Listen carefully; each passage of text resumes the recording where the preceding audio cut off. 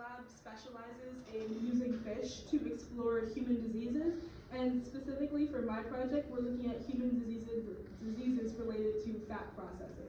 So, to start with some statistics, about 1 in 3 people in the US will have some kind of metabolic disorder this year. Metabolic disorders are a series of conditions that can increase your risk of things like heart disease, diabetes, high blood pressure, and generally they result from an issue of fat processing in the body.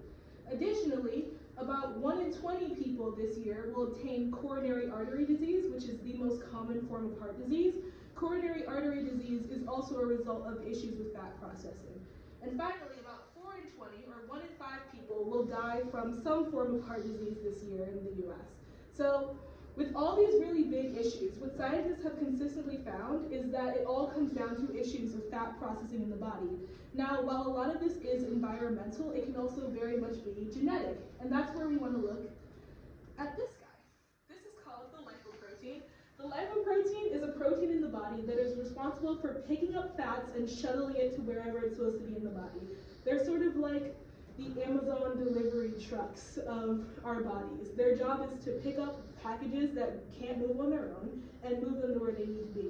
When there's not enough trucks, or when they're being built incorrectly, like without wheels, that's when we start to see buildups of fats that can lead to things like heart disease and diabetes. So, obviously these are very human issues, and it would be ideal to research how they affect humans, but human research is super expensive and super inconvenient and very often unethical, which is why we want something that's close to humans but not quite human, and that's where we get the zebrafish.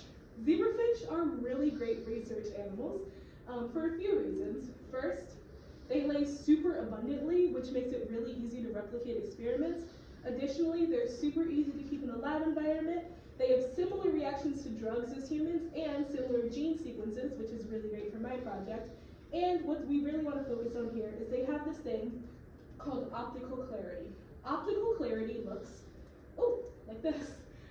Basically, when a fish is 0 to 6 days old, we can see through every part of its body. And in ideal conditions, light will pass through all of it. And so you can see like its heart, and you can see this area here called the yolk. Now, the only exception to this clarity is when they have an issue with lipoproteins. And that's when you start to see this thing. It's called a dark yolk mutation. In this yolk area, that is where zebrafish store all the fats and proteins that they need to feed on while they're babies. And in this outside part of the yolk, that's where lipoproteins are made. When lipoproteins aren't being produced enough, or they're being produced incorrectly, the fats that are here start to build up and build up and build up, and that's when we start to see that dark yolk mutation, because the fats are preventing light from passing through the body. So, to research this dark yolk mutation, we found 30 mutants in my lab that had some kind of dark yolk. And for my project, we're investigating 2 of them. Mutants 22 and 17 out of 30 are sort of candidates for this first test. And we want to find out what gene is causing their dark yolk mutation.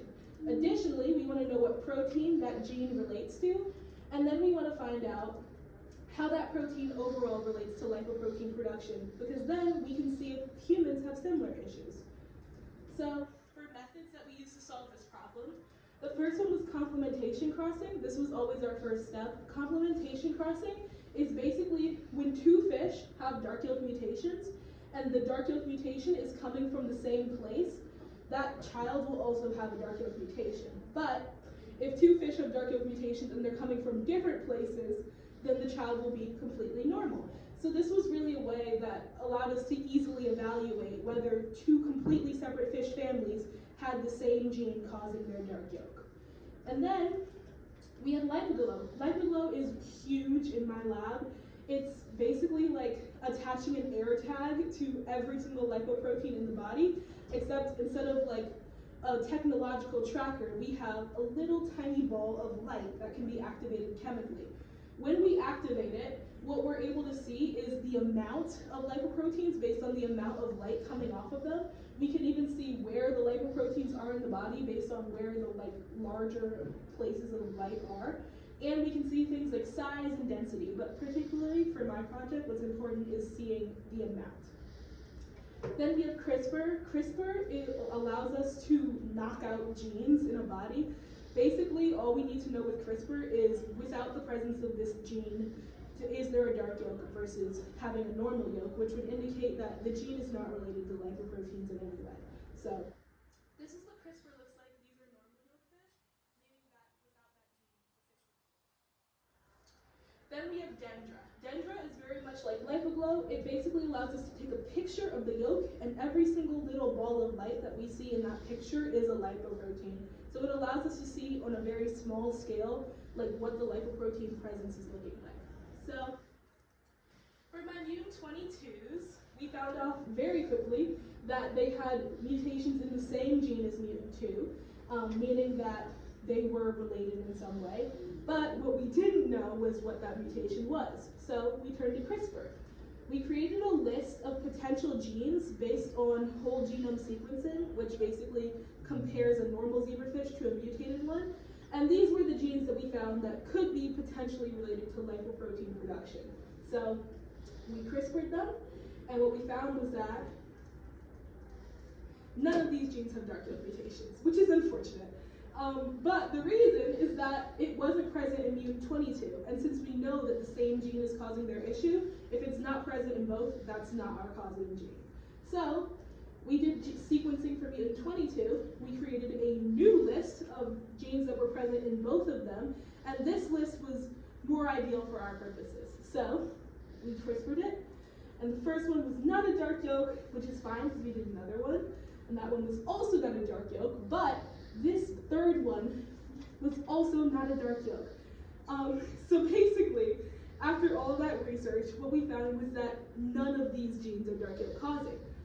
But what's really awesome about this is that we found that none of these genes are dark yolk causing, meaning that if they're mutated in a human, we would not expect those genes to increase your risk of things like heart disease or high cholesterol or high blood pressure, which is pretty cool. So then, for mutant 17, our results were a little more expansive. We found pretty quickly that it's very likely a CTH5 mutant, and to prove this, we did complementation crossing. So we had two other CTH5 mutants that we had to work with, mutant 14 and a generic stock family called CTH5, and we crossed them to see if the percentages of dark yolk were relatively what we expected them to be. So for mutant 14, we expected about a 25% frequency rate, and we ended up with about a 21.4% frequency. And then for the CTH5 family, we expected about a 50% frequency rate, and we got about a 44% frequency. So with this, coupled with all these images we got of dark yolks being present in the crosses, we were able to pretty much confirm that mutant 17 is a CTH5 mutant. So what is CTH5? CTH5 is a gene in the body that codes for the CTH5 protein. And that protein's job is to basically bridge the gap between the lipoprotein's two stages of production. So you start here, and then you move into the Golgi apparatus. And CTH5's job is to do the transport between these two locations. They're, putting the trucks together at the truck factory, basically. And when CTH5 is not present, what we theorized was that lipoproteins were being made, but never leaving the cell. And so to confirm that, we did a few things. First, we did lipoglow. This is lipoglow for mutant 14, and then mutant 17 is here, and then the generic CTH5 family is here. And generally, what we expected to see was a loss of lipoproteins between the normal and dark yolk, which would confirm that lipoproteins were not moving out of the cell. And what we found was that in all three of these cases, we had statistically significant loss, which basically means that the loss of light, or the loss of lipoproteins, was so significant for all three of these cases that it couldn't have been by chance. So we know for a fact that CTH5 mutations do cause loss of lipoproteins in the body. And then we did a little bit of dendra imaging. So this is a normal yolk fish, and this is a CTH5 dark yolk fish. And what we found was that there are tons of lipoproteins present in the yolk area, but the reason that they're not doing their jobs is because there's no CTH5 there to help them leave the cell. So with these images, we were pretty much able to confirm that theory, that CTH5 lets lipoproteins be made, but doesn't let them ever go to where they need to be. So overall, what we learned is that mutant 22 has mutations in the same gene as mutant 2. That mutation, based on our sequencing, is very likely on chromosome 23, but none of the genes that we injected are the correct gene.